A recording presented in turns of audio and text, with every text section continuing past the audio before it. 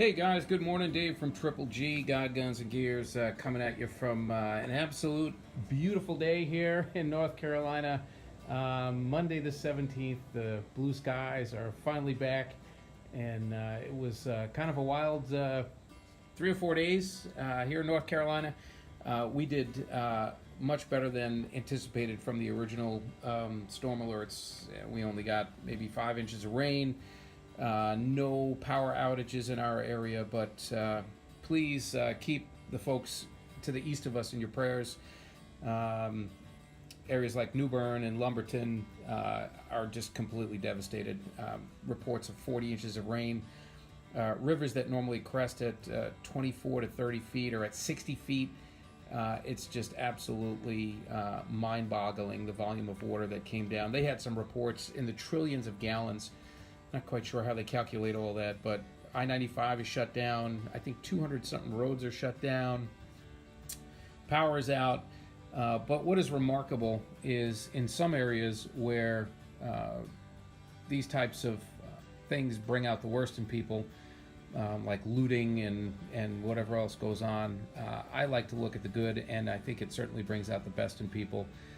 People pitching in, neighbors helping neighbors, EMS and rescue and power workers coming from as far as California, making their way out to the East Coast, which is just remarkable. So always like to look for the good in people, and we certainly are appreciative here in North Carolina. So the past couple days I haven't been able to get out much, but I made it out yesterday, and I think I was out last on Friday. So here's the scores. Some center point scopes, the 3x12x44s. Not super great quality, but worth probably a couple dollars on the flip. This one, however, is a nice little gem. I'm not sure who did the deal alert on that, but the 2.5x10x42. And this was new in a sealed box, so hard to beat. Bushnell Trophy Cam. I had quite a few more in my sights, but with the weather, by the time I got there, they were already gone. Picked up a couple more of the steel gongs, and they say this is a non-magnum pistol rated steel target. I would encourage you to look at some videos. They had people shooting everything. All of the pistol calibers were fine, including the 357 Magnum. All of the rifle calibers did pretty good, except for I think it was a 300 Win Mag or something that I don't have, went right through it. This is only the 1/4-inch targets, but even a 30-30 put a dent in it, but it still held up remarkably well.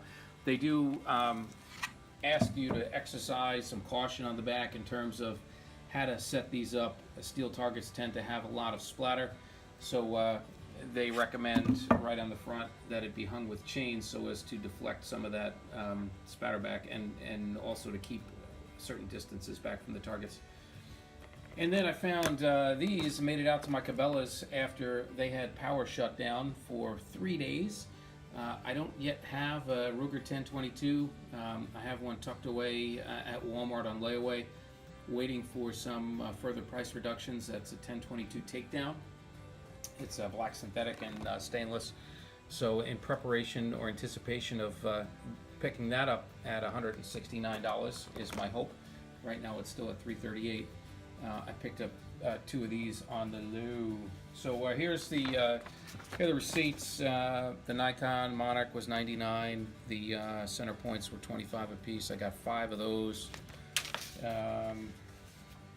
Picked up another 6 of the AR500 steel targets.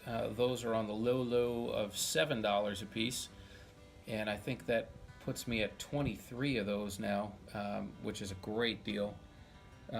Game camera was $25. I got skunked on the others. Work saw, which I'll show you in a minute, that was a low of $15. So check out all the Works products because they're starting to go down. Picked up 2 lawnmowers, Snapper lawnmowers, at $125 a piece. One of them is in service right now. The other one is available if anyone wants it. And then the BX25 mags for the Ruger 1022. Those were at $12.38. thanks to a coupon and some price matching. And then with a discounted gift card, those are just under $10 a piece. And they normally retail at Cabela's for $29.99. So let me take a walk into my storage area. It's not quite as elaborate as Buckbuster's. I'm working on that, pal. But in the meantime, I have a little corner of my garage, and I'll show you what else I got. All right, so here are the work saws. And these are, here's the UPC on that. This is a plug-in small circular saw. Those were $15 a piece, hard to beat. And here's the wall of other goodies. Just looking for the Works products. These are the 40-volt blowers. I got 9 of those. Got a couple smokers. Got a couple chainsaws. Got a couple battery chargers. And Snapper SP65 with the Briggs & Stratton motor on it. The other one, as I said, is in service. So last video I said, you know, you got to dig a little deeper, maybe drive a little further. Well, my area is so fiercely competitive. Everybody and their brother knows about BrickSeek. So you got to kind of beat them to the punch sometimes, which means buying an item on its way to markdown, anticipating a price adjustment in the future. So these Works blowers were at $49. I think they were originally at $100, down to $79, down to $49. Come on, Henry, get out of there. The chainsaws were originally $109. They are already on their way down to $75. I'll go get those adjusted today. The Black & Decker I'll probably return back. That doesn't seem to be going anywhere. And then the smokers were, that's an old purchase. I think those were under $100, $89 or so. So that is all to report from beautiful North Carolina. I want to wish you guys a blessed week ahead, good work week. And just keep the folks out the East Coast of North Carolina in your thoughts and prayers. I mean, they're just complete devastation there. And whatever you can do to help, I don't know what organizations are available, Red Cross or Samaritan Purse, any of those, whatever you can do to help. We've already done that. And just keep them in your thoughts and prayers.